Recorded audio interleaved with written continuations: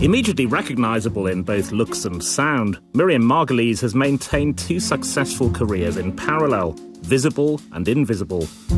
We've seen her in parts from The Girls of Slender Means on TV, through Martin Scorsese's film The Age of Innocence, for which she won a BAFTA award, to Professor Sprout in the Harry Potter movies. We've heard her in numerous adverts and cartoon voice roles, including James and the Giant Peach and Babe. She also provided multiple looks and voices in a one-woman show, Dickens Women, which she's performed to acclaim around the world, including the UK and Australia, the two countries in which she lives.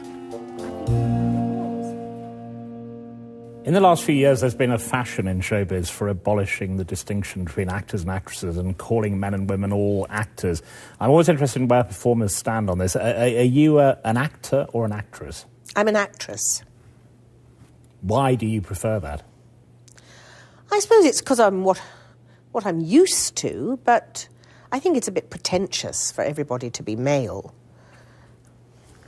Have you ever regretted becoming an actress? Have there been times when you felt you should have done something else? Or Never. Could have done? Never. I have never regretted it for 1 second. I've had a wonderful time, and I've given people a wonderful time too.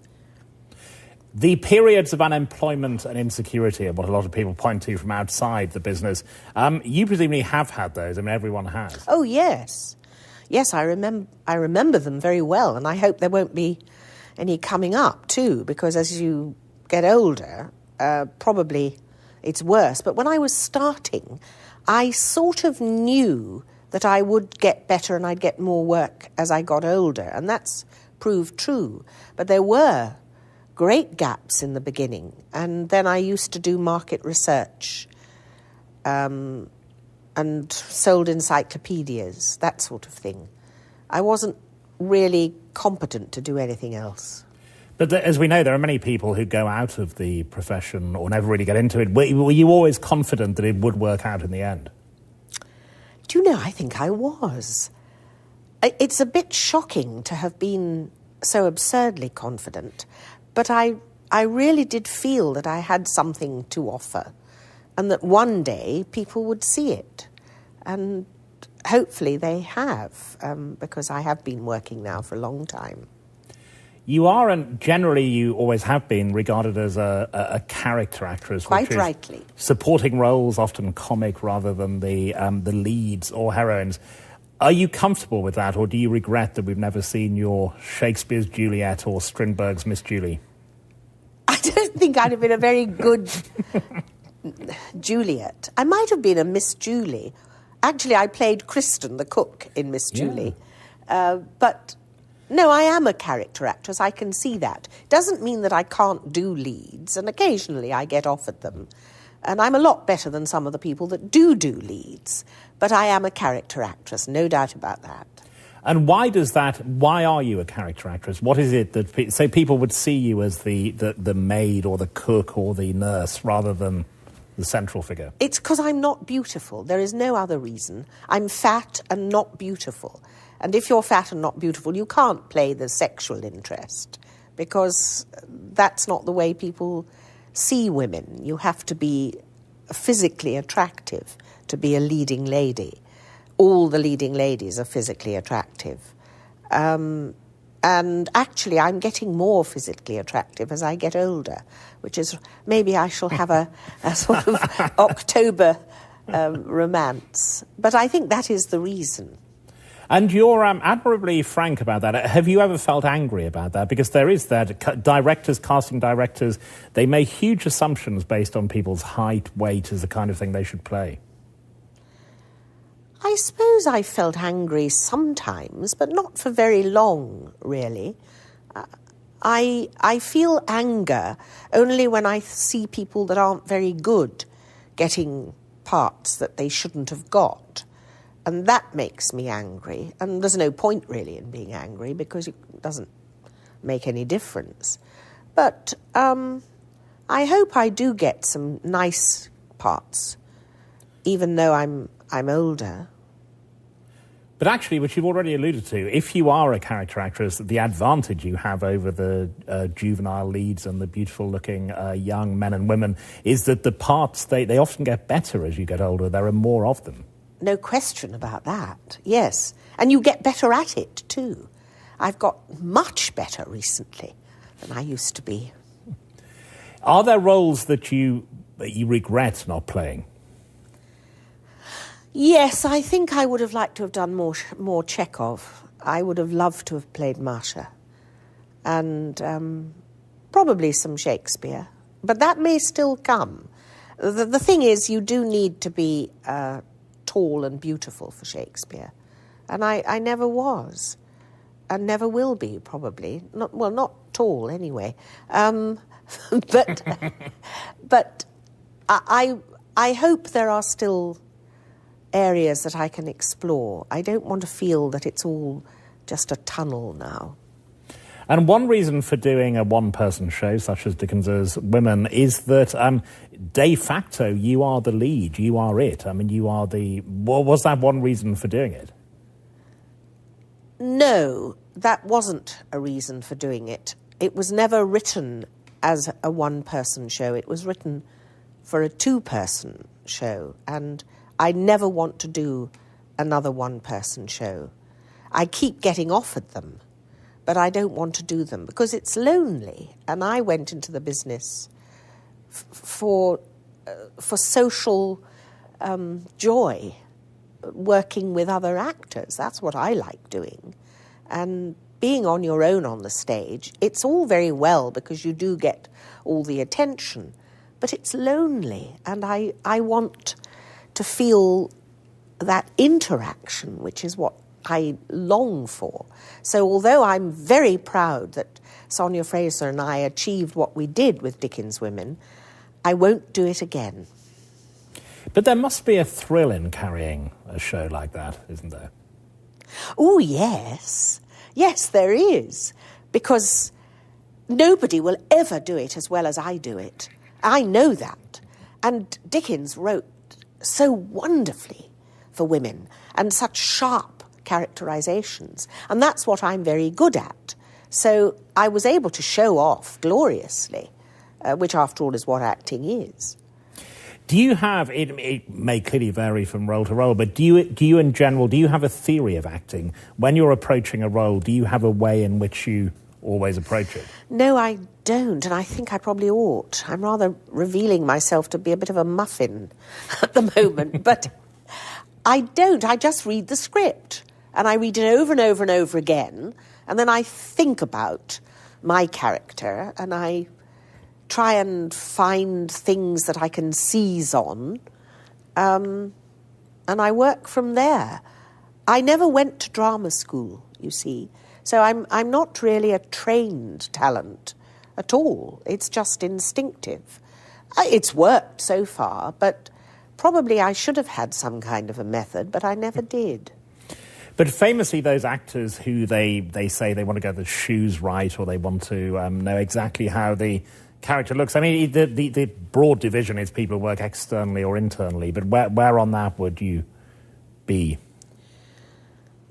Well, it's not the shoes, for sure. I think it's the thoughts. It's what you think that changes your face and the way you walk. But the voice is very important. The voice has always been important for me. I started in radio, which was a wonderful way to start. I met terrific people, and I do focus on the voice a lot. But I think it's the thoughts you think that make your character. And so when for example, when I'm doing Dickens Women, people say, how do you manage to change character so quickly? It's because you think the thoughts, and that changes your face and everything. But you have to say, you've got this famously versatile voice, which has done so many different things, in the way that a singer, an opera singer, almost has a map of their voice. They know where the notes are, and they know the range, and they know where it can go. Do you think of your voice in that way? No. I don't think about it a lot. No, I just think, oh, well, it would be this kind of a voice, and then I do it. But I don't practice a lot. It just pops out. But there is something musical about it, isn't there? I mean, you have to have that. You have to have an ear to do voices. I've got a very good ear. I've got a brilliant ear. Probably the best ear in the business, I think. I don't think there's anyone can match me. I mean, maybe Rory Bremner. But you see, he's an impressionist, and I don't do that. I don't copy real people. I create a person and work from there. But I don't think I've got a musical voice.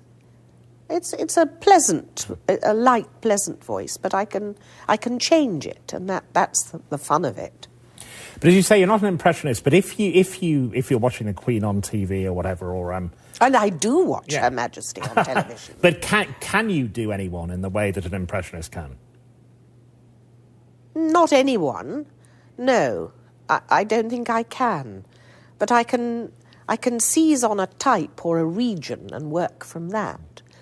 I'm not a genius, but I'm very clever.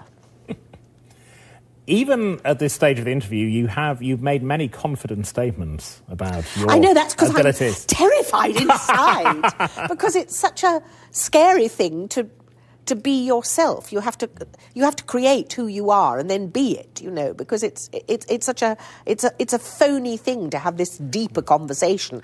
I don't know you, Mark. You don't know me. Why should I tell you about myself just for the camera? So I've got to invent a person, you see. That's the thing. But are you naturally confident about your abilities? Yes, I think I am quite. But I do have moments of desperate insecurity, like everybody does. And even now, when I go into a room and there's lots of people I don't know, or perhaps people I want to impress, I do feel a bit scared. I feel a bit nervous. Partly because I'm very, very short. And I'm always irritated because people say, oh, you're much shorter than I expected. And indeed, I am much shorter than most people expect. But, that's it. That's what I've got. So it's difficult to dominate when you're short. And I suppose that is what I want. I want to dominate. How interesting. Now I've told you a lot. You've told me a great deal. You have. And in the way that many actors, they have roles that they walked away from. I mean, they're actors who leave during rehearsal or actually go through with the role but actually hate it and say, I was useless. Have you ever had that? A couple of times. I was in a thing called The White Devil, the Webster. John Webster, yeah. A revenge tragedy. And I played Zanchi the Moor. And I've always called it Zanchi the Less, because I was dreadful in it, and I wish I'd never done it. And Glenda Jackson played the lead, and she was horrid. I really didn't like her, and I've never liked her since, even though she votes Labour and does good work, I've no doubt, in Hampstead. But goodness me, she was a pain to work with. And I remember I was sacked from that because I wouldn't take a pay cut, because I won't take pay cuts, so it's no good offering them to me. Do we get any money for this, by the way? I can't remember. I have no idea. You'll have to talk to the. You have to talk to the BBC. I'll find out afterwards. And I once was offered Queen Christina by Pam Gems, and I did walk out of that because I couldn't stand the director, who was called Pam Brighton. She was horrid too. But most people are nice. It's just you've asked me about two people I couldn't bear, and I've told you. In both these cases where you had the famous creative differences or professional clash, did you tell Glenda Jackson, for example? Yes. I told her she was a cow. And what did she say? I can't remember, but she seemed to imply that I was something of an amateur. And she may well have been right about that. But there was certainly a frostiness. Are you, in general, though, in productions on sets, are you quite a convivial figure? Oh, very. I mean, you would expect that, wouldn't you? No, I'm adorable, basically. Yeah. Do you feel an obligation or an instinct to? I mean, you've been in this business a long time, to give advice to younger actors. Well, I don't know if I feel obliged to. If I think someone's going wrong, I might say something, but no, I don't feel obliged to. I find on the whole I learn from watching younger people. They've got so much energy and they're very good at being in the moment, and I think that's what we have to be as actors. Can you still, at this stage, learn things about acting yourself? Oh, my word, yes. Of course I can. Oh, I'd be dead if I couldn't learn anything, yes. It's very important to be open to things, and I hope I am. I'd like to be. I'm a bit didactic sometimes, I'm sure. But no, I am open, yes, very much so. One of the oddities in your list of credits, a huge amount of work for children, from Jack and Nori in 1968 up to the Harry Potter films more recently. And yet you've said that you don't really like children. No, I don't like children. I don't like children much, but I would never hurt one, but I don't like them. No, I have worked with them quite a bit, and I just say, now, behave yourself, you see. And they do. So I don't have much trouble with them. But, if I'm visiting people and they've got children, I always ask them to be put somewhere else. I don't want to be bothered with them. And the fact you've done so much work for children, it's that there are a lot of character roles in children's literature. I mean, Yes, there are. Well, I don't mind taking money for working with children, but... And I'd done Harry Potter, for example. I was surrounded with children then. And then, you make the best of it. You sort of make jokes and make them laugh. And they're all right then. But it's not my choice. I'd rather be with grown-ups. And one of the consequences of being in Harry Potter, which many actors have talked about, is being recognised in the street or going I love that. Do you? Yes. Right. It's lovely. Because people usually say nice things. In fact, nobody's ever said anything awful. Sometimes when I read these on the internet, blogs and Twitters or tweets and whatever it is, sometimes they say what a ghastly person Miriam Margolyes is and how arrogant and stupid. And that is, of course, distressing, however true. But when people meet me in the street, they often just kiss me or hug me or say, I love you, or you've made me laugh, and, really lovely things. And, of course, I love that. I love it because it's affirming and it's not what I do it for. I don't need it, but it's just a lovely little present as I'm walking along the street. Although some of them must be children who recognise you from Harry Potter. Oh, yes, a lot of them are children, and then I'm calm and pleasant with them. I'm not nasty to children, because that's absurd, but I just would not... I don't choose to be with children. But if they come up to me and say, can I have my photograph? Then, of course, I would say yes, with pleasure, and I do. You say you don't do it to make people laugh, but I've always been interested in this, that when you're in a theatre particularly, and those huge laughs you get, I mean, it must be an extraordinary thrill for an actor to hear. Oh, it's wonderful. Making people laugh it's like cream cakes. It's gorgeous. It's just the most heavenly thing, and it's always been like that ever since I was at school. I love to make people laugh, and I think it's partly because it's an absolute sign of contact. And what I want in my life is contact with people. That's what I need. I do need contact. And when you're up there on stage, the contact is partly the silence, which is a kind of contact, and also the laughter. But I was going to say that the thing about comedy, which is what makes it rewarding but also frightening, is that you know whether it's worked. In a tragedy, there's the silence, there might be sobbing occasionally, but you don't know in the same way how the audience is responding. Not in the same way, but you can feel it. You know if you're getting across, if the tragedy is getting across. You can feel that too. That's why I love theatre more than any other medium, because you can feel that, what I call the golden thread. You can feel it tugging between the audience and the stage, and it's very thrilling. But there are also nights where the thread is broken or not there, presumably. Yes, there are those nights, but I haven't had very many of them. I can't really recall, except in The White Devil. That was pretty bereft of golden threads. That was tatters, that was. And you say you've said you don't do it just to make people laugh. Why do you do it? And why do you want to act? So this is a kind of psychoanalytical discussion as well. Well, parts of it are. I can see that, yes. I'm trying to get to why people do what they do.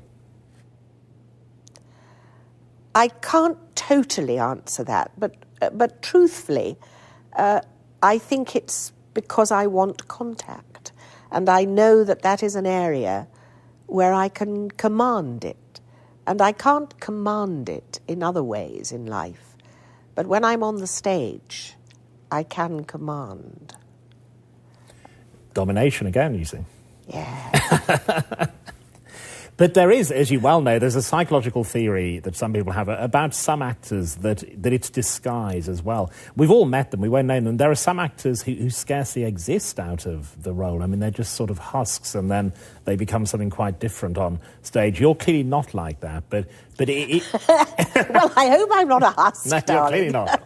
but is there a pleasure in being able to be somebody else?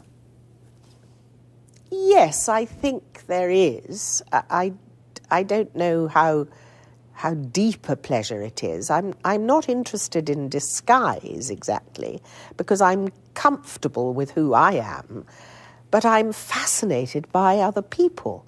And I think one of the jobs of being an actor or an actress is to show what it's like to be that person to the audience who might not know. And that's why, for example, Ralph Fiennes, when he was in Schindler's List and he played that hideous character, that was fascinating because we saw inside the mind of someone who was truly evil, and he made him understandable. And I'd like to do something as clever as that. And that's another interesting area to me. That's why, notoriously, a lot of American actors will not play unsympathetic roles. I mean, that's why British actors get so much work in America. They will not play Nazis or even doctors with a malpractice suit. They want to be liked by the audience. But that's limiting for an actor, isn't it? If you have to be liked. It's completely ridiculous. No, I think you should never just want to be liked. That's pathetic. I mean, I want to be liked as a person, but I don't want to be liked as an actress or as a character. That's you need therapy then. Going back to childhood, a child you did presumably like, the young Miriam Margolyes. Do you generally have positive memories of childhood? Yes, I do. I had a wonderful childhood. And I was born and brought up in Oxford. And I went to the Oxford High School, which is the best school in the world. And clearly teaches enunciation. Yes, it probably did. Yeah. But I loved it, and I had wonderful friends there, and they're still my friends now. We have a group from my form at school, and we have reunions, and I'm still in touch with them, and they're very important in my life. I'm very good at friendship. That's one of my best things. And you went back and opened the new building there, didn't you?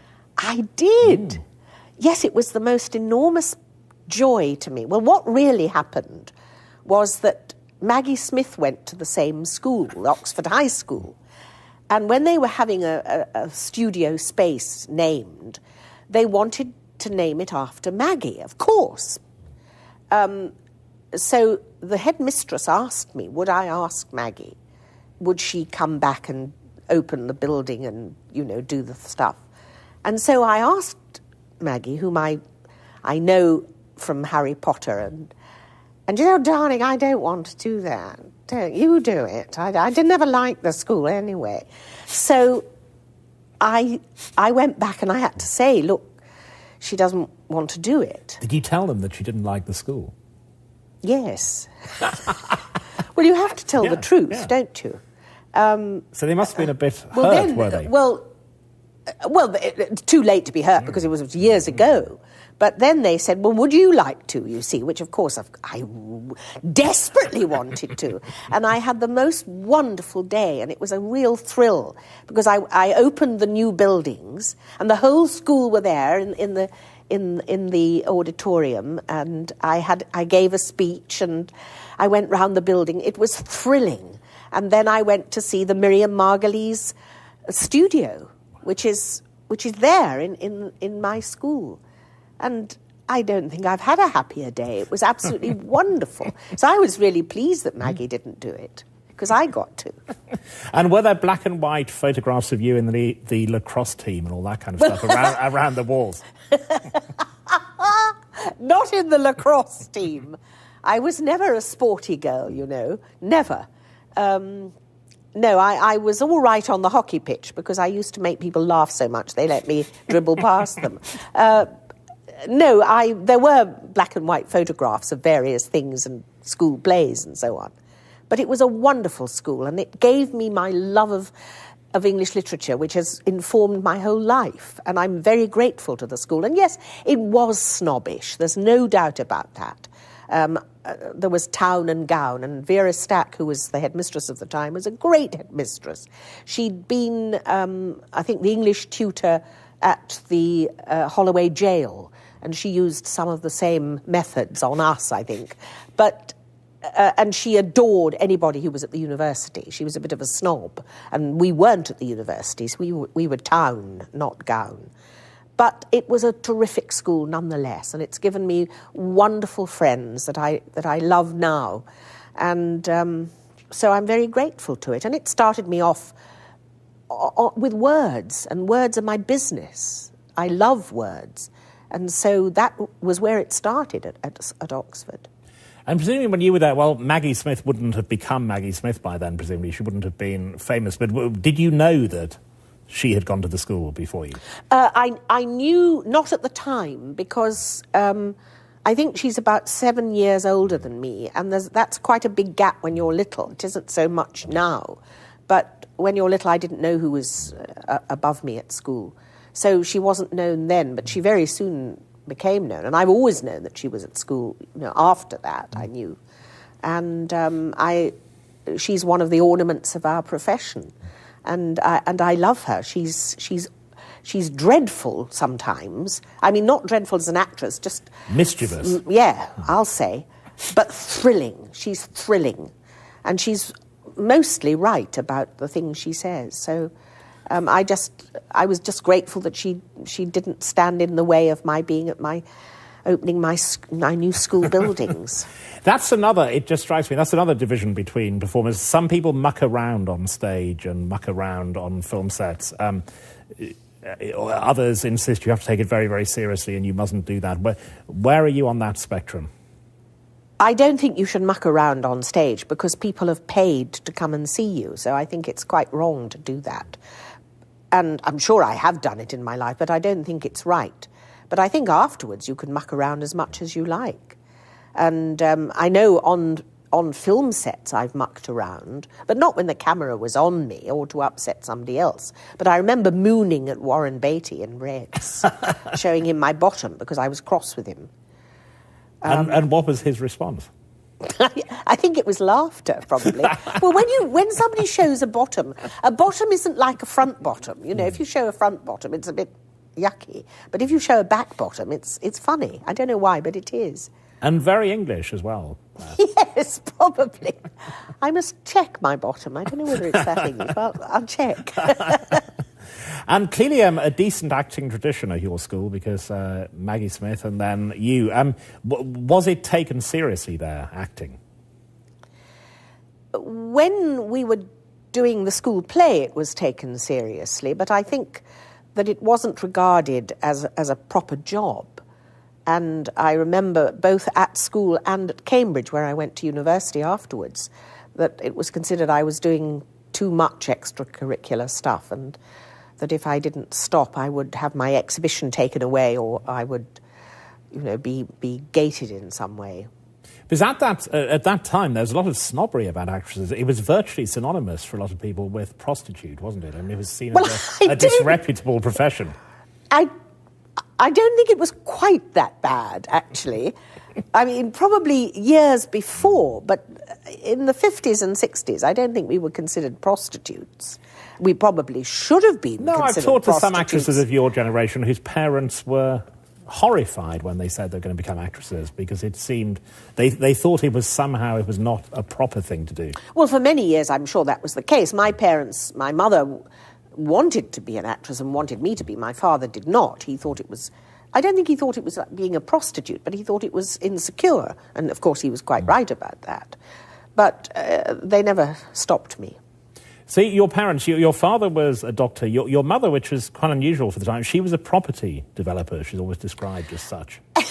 What she did, she wasn't a developer. What she did was she bought houses and rented them to students, which was a very sensible thing in Oxford because there's no shortage of students and there was a great shortage of accommodation. And we had some very remarkable people as our tenants. We had Ken Loach and Francis Hope, who was killed in the car in the plane crash. And he was a journalist. Yeah. And Paul Betchman, who was the son of John Betchman, and Lord Rothschild, who my parents wanted me to marry, of course. I think the thought probably appalled him, this fat schoolgirl leering at him, ghastly.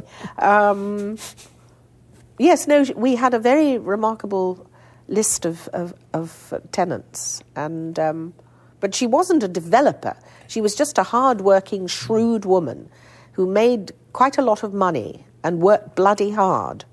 Although it's interesting that because certainly at that time a lot of women didn't work, but your mother in that way, she was unusual. She was unusual. She left school at 14. She went to work in a hat shop, which was owned by her mother. And her father, my grandfather, was a second-hand furniture dealer. So she was always very good at furniture. And the most exciting thing that we ever did together was to go to Harrods auctions on a Thursday in London. And I would watch her bidding for tables and cupboards and chairs and things. It was thrilling, and I've always loved it ever since. I loved that programme, going for a song and Cash in the Attic and all those kind of things. Antiques Roadshow. Yeah, love it. And GPs, doctors then, I mean, indeed now, were wealthy members of the community. So it was quite a well-heeled upbringing, was it? I think it was comfortable. You see, my father only was remunerated by the National Health Service from 1948. So all the years from 1929, when he graduated from Glasgow, and till were not counted in pension. So he never made any money, and he was in single-handed practice, which doesn't give you much money. And he was a Jew in Oxford, and Oxford's a very anti-Semitic place. It's a snobbish anti-Semitic place, and people there during the war were horrid. They may have changed. The school was lovely, but the people around, anti-Semites, all of them. Now, I was very interested in this because growing up a family of Jewish immigrants, you were conceived and born during the Second World War. How did you know when I was conceived? I suppose it's 9 months before you were born. Yes, that's true. So it can be worked out mathematically. I was conceived during an air raid. Wow, they told you that? My mother told me that, yes. That's fascinating. Well, it is quite. I think it accounts for the curly hair, actually. But more seriously, though, because a Jewish immigrant family growing up after the Second World War, presumably the Second World War had a particular weight, did it, in your family? Yes, it did. When you say immigrant, I have to be a little bit prissy here. My parents were both born in England. We were Jews, and they were bombed out from London, and they came to Oxford to find a haven from the bombing.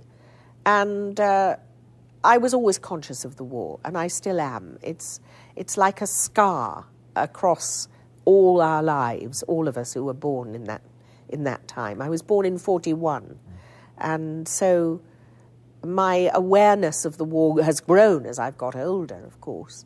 I didn't really know about it then. I remember VE Day because I remember my mother made sandwiches for the bus crews, and we stood out in the street in Banbury Road, and I was handed up to the cabin of the bus with sandwiches and tea.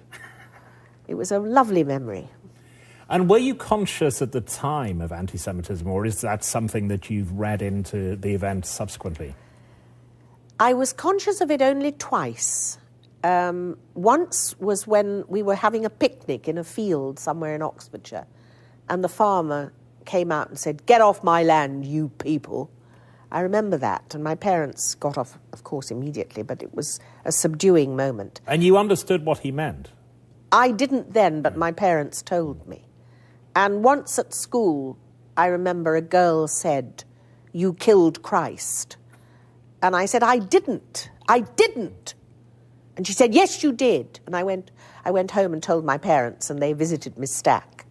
And no doubt words were exchanged. I don't think she was an anti-Semite, but, look, everybody is. Nobody likes Jews. It's just the truth. Is that true? Of course it's true. If you're honest, you'll admit it. You don't like Jews, but sometimes I can't blame you sometimes. Well, I wouldn't admit that, in fact, but why do you think that is the case? Because it is. Because all the literature goes to prove it, and the things people say. That's why the terrible way that Israel is behaving is just giving weight to people who want to be able to say ghastly things about Jews. It's just something we have to live with, and we shouldn't have to, but at the moment I think we are living with it. But that's another issue which we should talk about, that you've had the paradox of being accused of anti-Semitism by some Jewish people, because you are one of those people in the Jewish community who support the Palestinian cause. Was that decision, has that caused you torment, that decision? Torment, I think, would be too harsh a word. It has made me very unhappy, because I know that I'm seen as a betrayer of my people, and that makes me very sad, because I think it is they who are betraying the ideals of the Jewish faith. I've lost my faith. I don't believe in God anymore, and I think that religion is a waste of time. But broadly speaking, I suppose I'm a humanist, but I have to accept that people see me in the Jewish community, they see me as a betrayer. They are wrong. I am not a betrayer. I am upholding what I believe with all my soul to be the right opinion, the right attitude, which is that people must be treated as people. Would I like terrorists to stop? Of course I would. I don't support terrorism in any way at all, but I understand why it's happened. The chief rabbi made an interesting distinction in a row he had with Richard Dawkins, where he said there are Jewish atheists and Christian atheists, which I thought was quite fascinating. In that sense, presumably you are a Jewish humanist. Is that what you would say you were? Yes, I think I'll accept those labels, yes. Because you can't, even once you've lost your religious faith, and indeed it's a huge issue, you can't ever reject the whole thing. No, and I never would want to. I'm extremely proud of my Jewish background. It's very important to me, more important than anything, probably. And that is why I feel so profoundly ashamed when fellow Jews behave with such shocking stupidity and cruelty to another group of people who, by the way, were not responsible for the Holocaust in any way at all. What about, this is another issue here, specifically Jewish casting, which sometimes you are specifically cast to play Jewish roles. Is that something that you think about? Does it concern you, or is it an issue ever? No, I don't think so. I think I would be annoyed if I was described as just a Jewish actress, which would imply that I wasn't able to play anything that wasn't Jewish. I hope I've demonstrated clearly that I can. But to play Jewish parts, of course, I should be cast, because I do it very well. So it's just your confidence again, but that's good, yes. Well, do you think it's misplaced confidence? I don't think it's misplaced at all. I think you are. It's just there is a tradition of people being self-deprecating and saying, oh, I just turn up and I give a turn and that kind of thing. I don't think I'm self-deprecating. I'm self-deprecating about my looks, but I'm not about my talent. I honour it too much. I'm grateful for it. I respect it, my talent. So I'm not going to be ashamed of it or apologise for it in any way, nor for my confidence in it. If it is misplaced, I must be told. If it is not misplaced, I shall continue. Your fantastically distinctive voice, which we've spoken about, did you have elocution lessons at school? I did, actually. My parents wanted me to speak perfectly. And you have to admit, I do. You do. But I went to a wonderful lady called Miss Plowman, and she taught me about diphthongs and things like that, which I've completely forgotten what they are. But I think it helped me to be very, very clear. And I believe that it's very important to speak clearly. And I do. And did you take acting seriously at school? I mean, did you ever think of it as something that... Did you feel you were good at it? I loved it. I loved doing it. I don't know that I thought I was particularly good at it then, but I liked showing off. And I think acting is a kind of, hopefully, disciplined showing off. The other thing that famously, traditionally happens in adolescence is sexual feelings and experimentation and all that. Were you confused sexually, or did you always know where you stood? I don't think I've ever been confused sexually. Sex has never been a problem for me. It's only a problem if you have to hide it. And I didn't hide. I'm gay, and I was gay, I suppose, when I was 3. I think I had an orgasm. I think it was an orgasm. It certainly was rather nice. When I went past one of my teacher's houses and I had a crush on her. And I remember feeling most peculiar, but it was nice. So I didn't talk about being gay when I was in America because they really can't handle it there, you know. They get very nervous. We're much better here. Even now? I'm talking about now. Yes, absolutely. Which is why there are virtually no gay or lesbian actors officially in America, are there? There's very few, very few. I mean, we all know who they are, but I wouldn't dream of outing them on television because I think that's mean. But no, I don't think sex has ever been a problem for me. And I've been very fortunate because I have found the person for my life. And I found her in 1968, and we have been together ever since. So I haven't been bobbing about in a sea of lust. Well, not so as you'd notice, anyway. Although your partner, who we won't talk about, because as people used to do on the Pools coupon, she's put a cross on the coupon for no publicity, hasn't she? Yes, and I think that's fair enough, because her life is her life. But the truth is that life is sweeter shared, and I have been very blessed to find someone to share it with. And I therefore, I'm not desperately looking. And there was a time when I was not faithful, but I have been faithful for many, many years, and I will continue to be so. An interview you gave led to one of the more striking tabloid headlines. My lesbian confession led to mother's stroke, says Harry Potter star. They got it all in there, didn't they? They certainly did. What paper was that? I'm fairly sure it was the Daily Mail, but it probably was. It's a ghastly paper. Was that literally the case? I believe that it was. I hope it wasn't, because it's a terrible guilt to have. But it's the reason that I say that people shouldn't come out as homosexual to somebody who cannot deal with it, because it's an indulgence.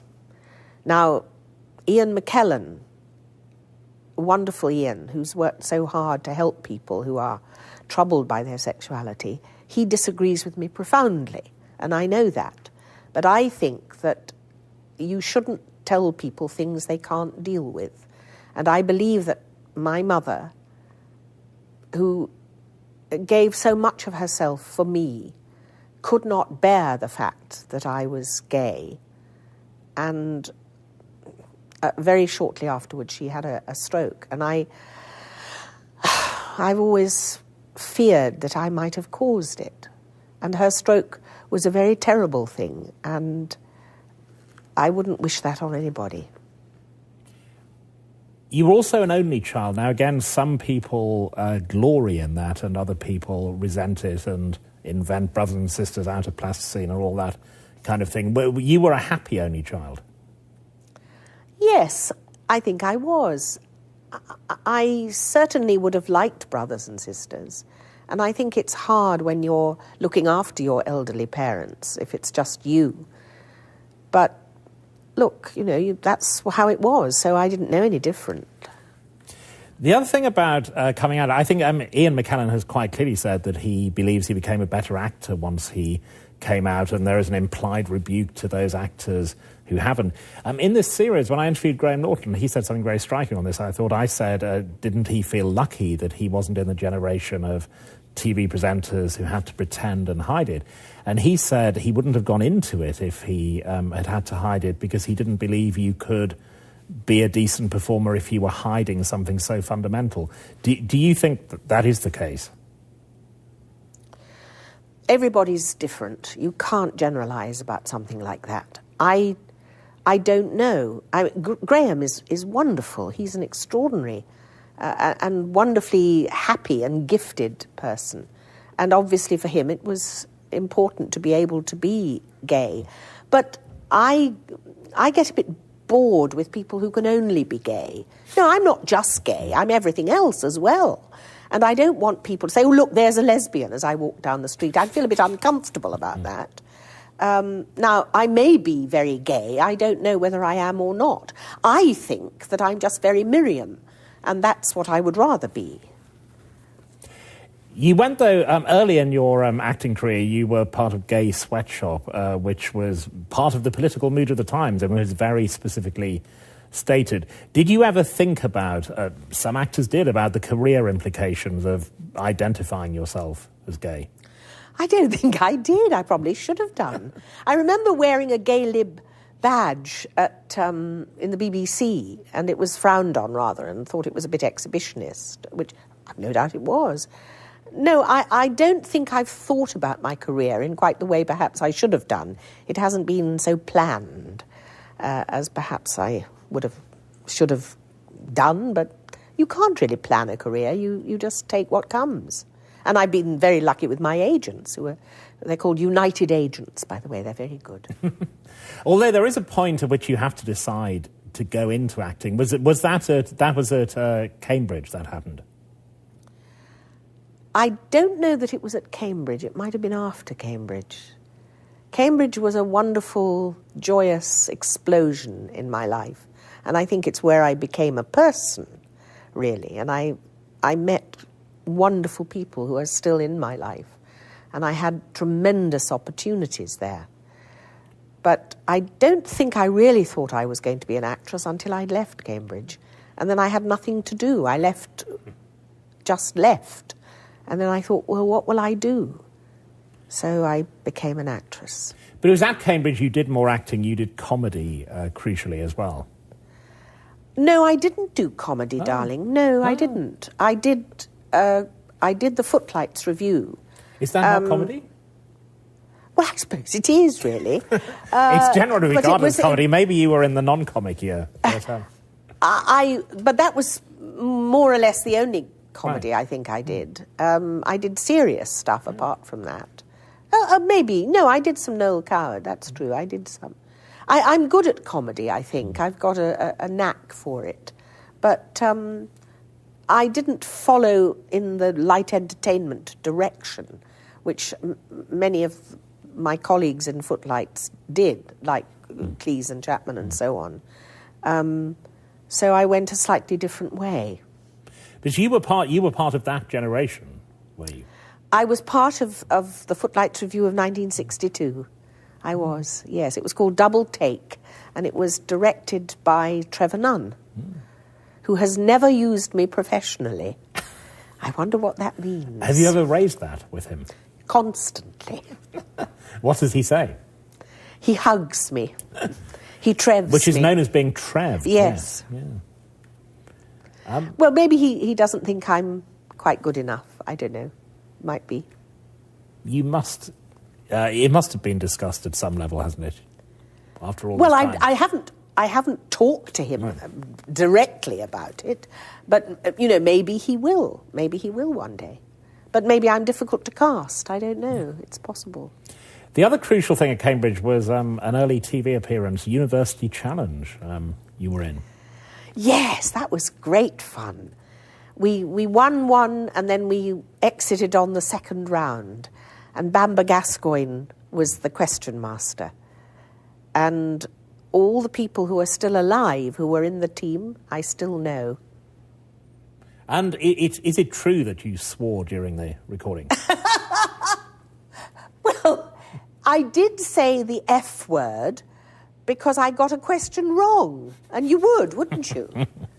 And there was a close-up of me, of my mouth enunciating. No sound, however, because Ken Tynan, I believe, was the first person to say the word with sound.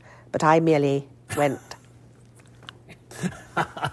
These days they pixelate it because they're worried about lip readers being offended as well. So they pixelate the mouth. Sensitive creatures. They are very sensitive. An often cited early credit of yours is Sexy Sonia Leaves from My Schoolgirl Notebook. You've been doing your research, haven't you, cheeky boy? Well, when I started in radio and somebody told me there was a job going, doing a porn tape, audio, not visual, so I went along and I recorded it, and it was very exhausting because you have to breathe a lot, and I got such a headache. But there is a tape, Sexy Sonia Leaves from My Schoolgirl Diary. I can't remember any of it, but there was a lot of heavy breathing and sort of that kind of stuff. Very tiresome. Have you heard it subsequently? I haven't heard it for many years. I don't sit at home and listen to past triumphs, no. But I believe it sold quite well and gave a lot of people a minimum amount of happiness, probably.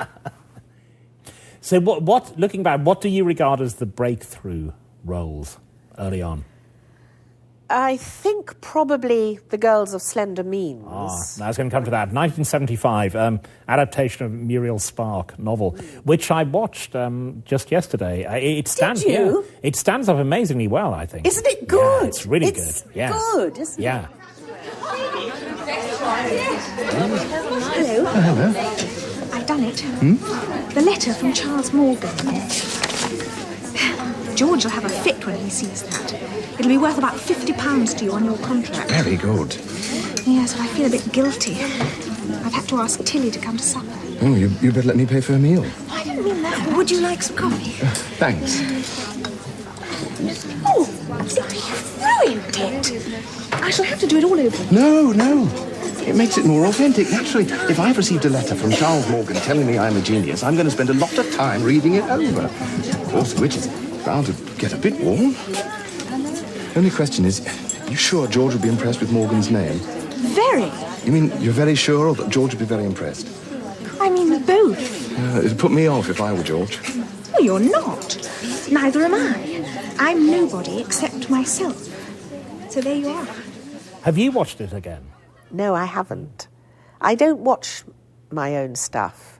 It's better not, I think, because either you get depressed or you become smug. So I think it's better just to let other people watch it. That's another divide. I certainly between shan't watch this, I'll tell you. Another significant film role we haven't mentioned, Age of Innocence, Edith Wharton adaptation. Now that was, again, you won an award for that. That again was a significant step. Oh, yes, that was a wonderful experience. Martin Scorsese was the director, and there was a great assembly of talent, both British and American, in that particularly British, actually. I asked Mr. Scorsese why he wanted to do that novel. And he said, because I'm interested in brutality.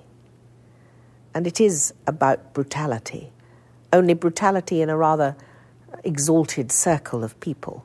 But underneath the polish and the refinement, the knives are out. And that is wonderful, wonderful theatre, wonderful film, and I think better than people allowed it to be at the time. What is he like as a director?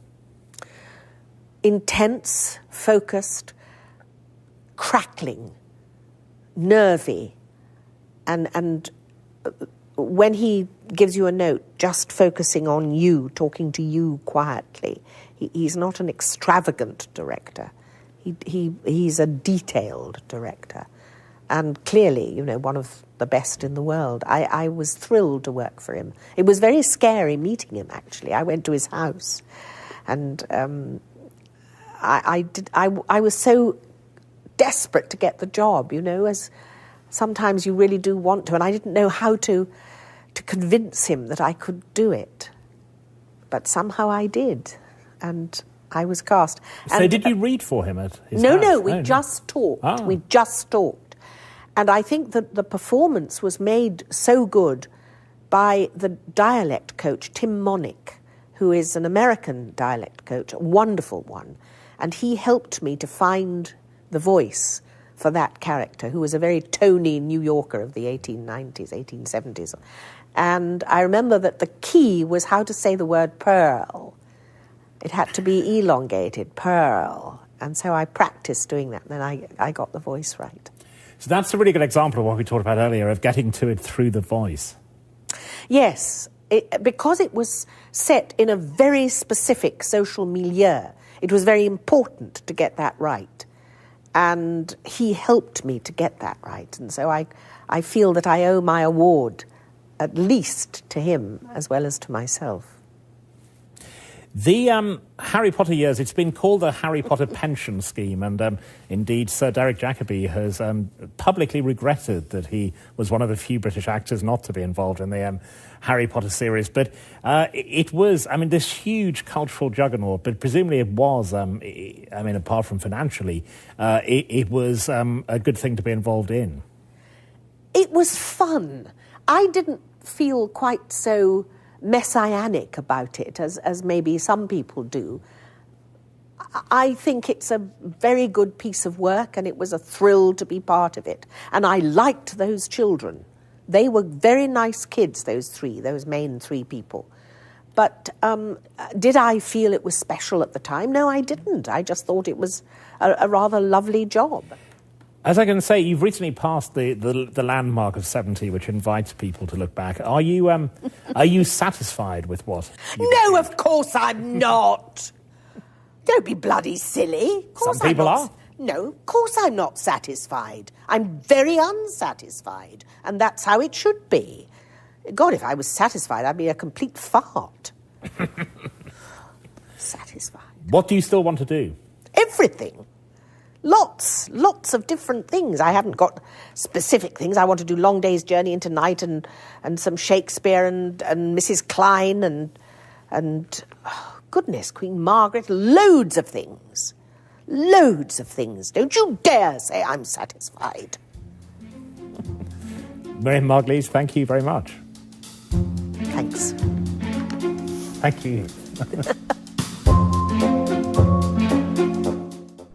Coming up on BBC4, Ian Hislop goes off the rails as he unravels the repercussions of the Beeching Report. Next.